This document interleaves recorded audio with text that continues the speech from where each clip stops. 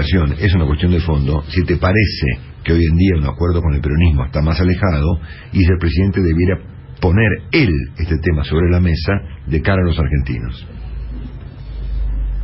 En esa nota que me hizo Astrid Pickelny, exactamente, me quedé demasiado optimista, porque yo trataba de pensar en el pasado mañana, pasando del mañana al pasado mañana, y a partir de esta semana estamos pensando en ayer. La crisis cambiaria y el regreso del Fondo Monetario nos hizo a todos los argentinos pensar en eventos menos felices. Sí, claro, por supuesto. Algunos en el 2001, de manera exagerada, y otros en eventos menos trágicos, pero igualmente preocupantes. Pero acá el susto se sintió fuerte, ¿no? O se siente fuerte. Sí. Hay dos factores que son completamente diferentes a 2001 y son importantes. Uno es que no hay convertibilidad y otro es que no hay de la Rúa. Pero sin embargo el miedo se siente. Sí. Y aquí entra la cuestión del acuerdo político. Me da la impresión de que no alcanza con la opinión pública para hacer grandes cambios. Hace falta, aunque al gobierno no le guste, el círculo rojo.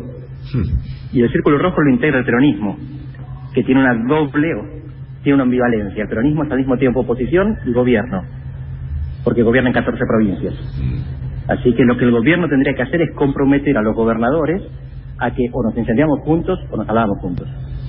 Claro, pero para eso tiene que marcar la cancha de una manera que hasta ahora fue confusa. Muchos subrayamos este punto durante muchísimo tiempo, y yo mismo lo he planteado aquí muchas veces, sobre todo en momentos en que el presidente Macri estaba mucho más fuerte que ahora. Por ejemplo, para poner 3 fechas, ¿no? Que 2 electorales y una no. Cuando ganan las elecciones en el año fin del 2015, cuando ocurre el caso López, que ahí el peronismo estaba para cualquier cosa, estaba terminado, y cuando gana de modo en que las ganó las elecciones de octubre del año pasado.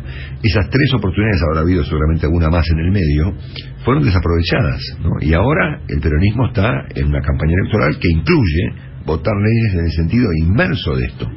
Entonces, esa posibilidad, Andrés, me parece que está más alejada que antes. Está más alejada. Sí, claro. Hay 3 razones que determinan el escenario político argentino.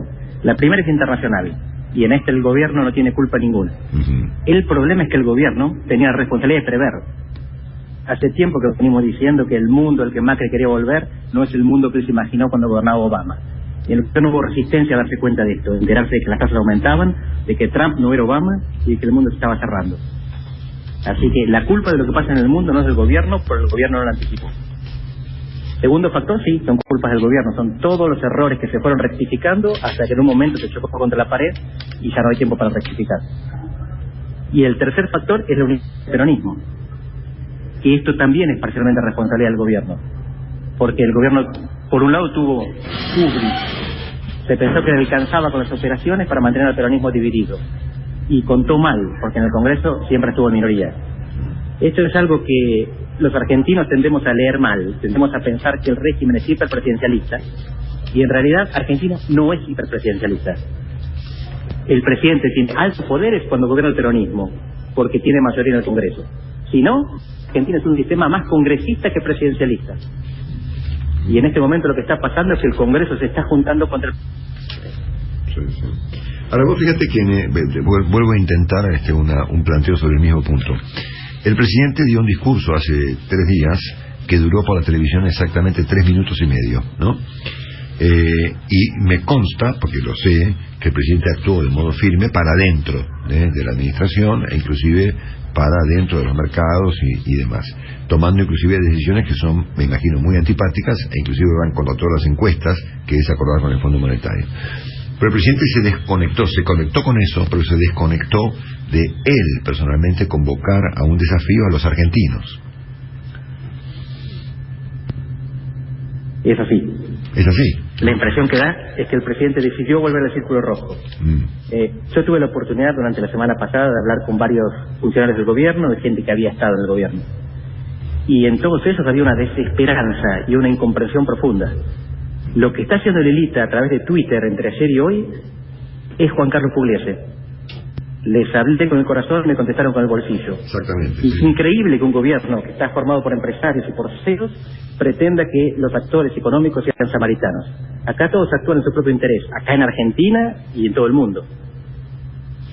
Y por eso llama más todavía la atención la ingenuidad. Esto del cambio cultural fue un factor místico, una convocatoria mística que no tenía ningún sentido en un país en el cual no hay confianza para mañana. Claro. Lo que el gobierno tenía que hacer es generar incentivos, marcar la cancha y dejarla firme. Andrés, en el mundo de la realidad, lo que nos hubiera gustado a mí y a vos, esto es un acuerdo de las fuerzas políticas para cambiar la historia de este país, es algo que ya creo que no está disponible, ¿no? Por estas razones que yo mencioné, el peronismo finalmente entendió que Macri era un candidato competible, cosa que no creía entre octubre y noviembre pasado, pero el presidente cayó 14 puntos posterior al mes de diciembre y me parece que el peronismo ahora entiende que las cosas son distintas y que hay un escenario para competir. Veremos con quién después, no tenemos idea. Y veremos con qué ideas, ¿no? Si las de Cristina Kirchner o las de Urtubey. Eso es otro interrogante que no está despejado. Pero me da la impresión que en el mundo de los hechos de la realidad, el acuerdo con el peronismo no está disponible. Por lo tanto, lo que le queda al presidente es intentar otra cosa para conseguir lo que él quiere conseguir y lo que ahora debe conseguir como consecuencia del acuerdo con el Fondo Monetario, que es bajar el gasto público y combatir la inflación. Entonces, el presidente enfrenta tres opciones. A ver. La primera es gobernar solo, que es imposible porque no tiene mayoría en el Congreso. La segunda es un pacto de la Moncloa, a lo que te referías recién, un gran acuerdo con los actores sociopolíticos para fijar las pautas de crecimiento, de inversión y de inflación a largo plazo.